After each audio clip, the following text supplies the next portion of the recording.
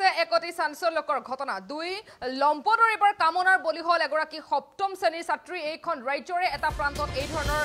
ঘটনা সংঘটিত হৈছে বুলি ক'ব লাগিব এবাৰ দুই লম্পটৰ যৌন নিৰ্যাতনৰ বলি হল এগৰাকী সপ্তম শ্ৰেণীৰ ছাত্ৰী ইতিমধ্যে অবিনাশ উৰাম নাঙৰ এজন লম্পটক মৰাণ আৰক্ষীয়ে গ্ৰেপ্তাৰ কৰিছে আৰু গ্ৰেপ্তাৰ কৰিবলৈ সক্ষম হৈছে যদিও গুনু মানকি নামৰ এজনো বৰ্তমান কিন্তু পলাতক অৱস্থাত আছে আমি দৃশ্যাংশ দেখুৱাৰ চেষ্টা কৰিছো এখন ৰাজ্যতে এতিয়া এই ধৰণৰ এক ঘটনা সংঘটিত হৈছে বুলি ক'ব লাগিব কিয়নো মৰাণত দুই লম্পটৰ এতিয়া যৌন নিৰ্যাতনৰ বলি হৈছে এগৰাকী সপ্তম শ্ৰেণীৰ ছাত্ৰী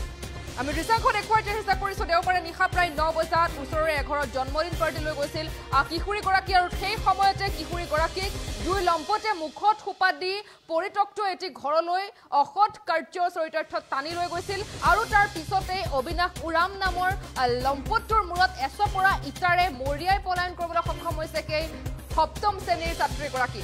তাৰ পিছতে এতিয়া আৰক্ষীয়ে দৰে গ্ৰেপ্তাৰ কৰিছে অবিনাশ উৰাম নামৰ সেই যুৱকজনক আমি জনাই চেষ্টা কৰিছো সমান্তৰালকৈ ৰাজ্য সংঘটিত হৈছে একোটি চাঞ্চল্যকৰ ঘটনা কিয়নো মৰাণত পুনৰবাৰ দুই লম্পটৰ যৌন নিৰ্যাতনৰ বলি হল এগৰাকী সপ্তম শ্ৰেণীৰ ছাত্ৰী ইতিমধ্যে অবিনাশ উৰাং নামৰ এজন লম্পটক মৰাণ আৰক্ষীয়ে গ্ৰেপ্তাৰ কৰিবলৈ সক্ষম হৈছে যদিও গুনু মানকি নামৰ আন এজনো কিন্তু বৰ্তমান পলাতক অৱস্থাত আছে দেওবাৰৰ নিশা প্ৰায় 9 বজাত ওচৰৰে এঘৰত জন্মদিন খাবলৈ গৈছিল কিশোৰীগৰাকী আৰু সেই সময়তে কিশোৰীগৰাকীক মুখত সোপা দিছিল দুই লম্পটে আৰু মুখত সোপা দি অসৎ কাৰ্য কৰিবৰ বাবে এটা ঘৰলৈ লৈ গৈছিল আৰু তেনে সময়তে অবিনাশ উৰাং নামৰ সেই লম্পটক ইটাৰে মূৰত মাৰিছিল সেই সপ্তম শ্ৰেণীৰ ছাত্ৰীগৰাকীক তাৰ পিছতে এতিয়া এইদৰে আৰক্ষীয়ে গ্ৰেপ্তাৰ কৰিছে লম্পটটোক হৈছে 9:30 তাৰপিছত আমাৰ তাত মানে বাৰ্থডে আছিলে বাৰ্থডে ঘৰৰ পৰা আমি চাহ জলপান খাই ঘৰলৈ আহিলো ঘৰৰ আহি পিনি তাৰপিছত ছোৱালীজনী মাক কৈ পিনি তাৰ দদাই ঘৰলৈ গ'ল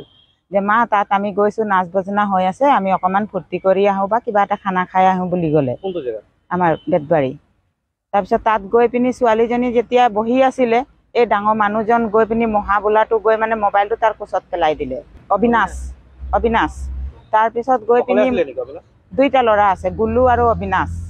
তাৰপিছত ইয়াক ক'লে আচোন তোক মাতিছে আলিফালে বুলি ইয়াক মাতি পিনি লৈ গ'ল মাতি পিনি নি পিনি তাৰপিছত সেই ভাবিলে যে ডাঙৰ মানুহ বুলি মুখটো ঘূৰাই দিলে ঘূৰাই দিয়াৰ পাছত ই কি কৰিলে মুখটো চেপা মাৰি দিলে চেপা মাৰি নি পিনি সেই পকা ঘৰ ৰুমত ভৰাই দিলে পকা ৰুমত ভৰাই পিনি তাৰপিছত ই কি কৰিছিলে নহয়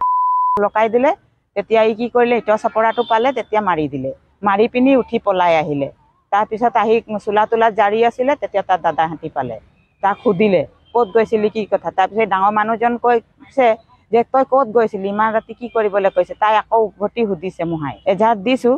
এতিয়া কেছটো হোৱা নাই অৱশ্যে এতিয়া বিডিপি ছেক্ৰেটাৰী আহিলে আমাৰ কেছটো হ'ব